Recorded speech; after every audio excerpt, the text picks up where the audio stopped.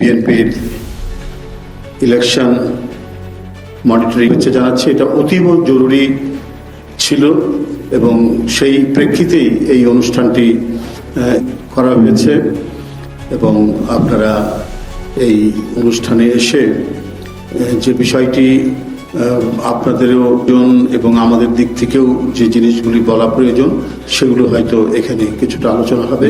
মত বিনিময়টা অত্যন্ত জরুরি, কারণ এই মুহূর্তে আপনাদের গুরুত্বপূর্ণ কিছু ভূমিকা, বিভিন্ন সময়ে রাজনৈতিক নানা সংগ্রাম আন্দোলন, নানা সময়ে সাংবাদিকদের যে নানা ধরনের অনেক চ্যালেঞ্জের মুখোমুখি হয়ে আগামী ত্রয়োদশ নির্বাচন 12ই ফেব্রুয়ারিতে অনুষ্ঠিত হতে যাচ্ছে এবং এর পেছনে রয়েছে একটা রক্তস্নাত সংগ্রামের সুদীর্ঘ ইতিহাস। 16-17 বছর এদেশের ভোটাররা ভোট দিতে পারেননি, নির্বিঘ্নে ভোট কেন্দ্রে যেতে পারেননি। ঘুম থেকে উঠে ভোটের দিন যে উৎসবের আমেজে পরিণত হতো, যার ঐতিহ্য এই বাংলাদেশেই রয়েছে।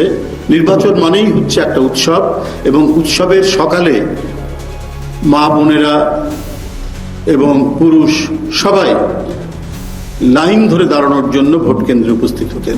সেটা নিশ্চিহ্ন করে দিয়েছিলেন সেই পরাজিত ফ্যাসিবাদ।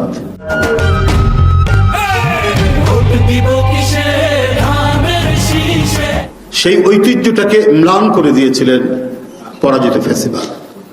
সেখান থেকে ক্রমান্বয়ে আবার একটা সবাইকে নিয়ে ইনক্লুসিভ একটা নির্বাচনে ভোটাররা ভয়হীন নিঃশঙ্ক চিত্তে নির্বাচন কেন্দ্রে গিয়ে তার পছন্দ মতো প্রার্থীকে তার ভোটটা দেবেন। এই যে এক ধরনের মনের মধ্যে আনন্দের যে রেশ, সেটা সৃষ্টি হবে বলে আমরা সবাই বিশ্বাস করি, যেটা মানুষের মন থেকে উবে গিয়েছিল বিগত 16-17 বছর ধরে।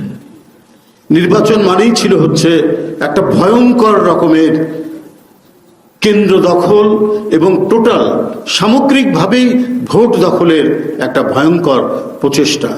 এবং সেই প্রচেষ্টায় নির্বাচন কমিশন, সেই প্রচেষ্টায় আইন শৃঙ্খলা বাহিনী, দেশের সকল বাহিনীকে শেখ হাসিনা করায়ত্ত করেছেন, করায়ত্ত করে সেটাকে কাজে লাগিয়েছেন। যদি কখনো কোনো প্রতিপক্ষ তাদের প্রতিপক্ষ ভোট কেন্দ্রে গেছেন তো তাদেরকে সেখানেই হেনস্থা করা হয়েছে।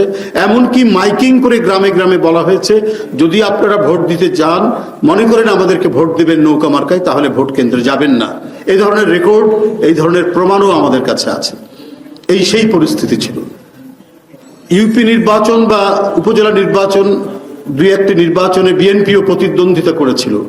বিএনপির প্রার্থীরা তারা নমিনেশন পেপার জমা দেওয়ার আগেই রাস্তার মধ্যে তাদেরকে আটকে দেওয়া হয়েছে, কেড়ে নেওয়া হয়েছে, অথবা জমা দেওয়ার পর তার বিরুদ্ধে মামলা দিয়ে তাকে কারাগারে নেওয়া হচ্ছে। একদিকে রাষ্ট্রযন্ত্র, আরেকদিকে ব্যক্তিগত মাসুল পাওয়ার, পার্টির মাসুল পাওয়ার, সেটাও রাষ্ট্র ক্ষমতার জোরে। এই দুইটার সমন্বয়ে চরমভাবে চলেছে নির্বাচন এবং গণতন্ত্রকে নিশ্চিহ্ন করা।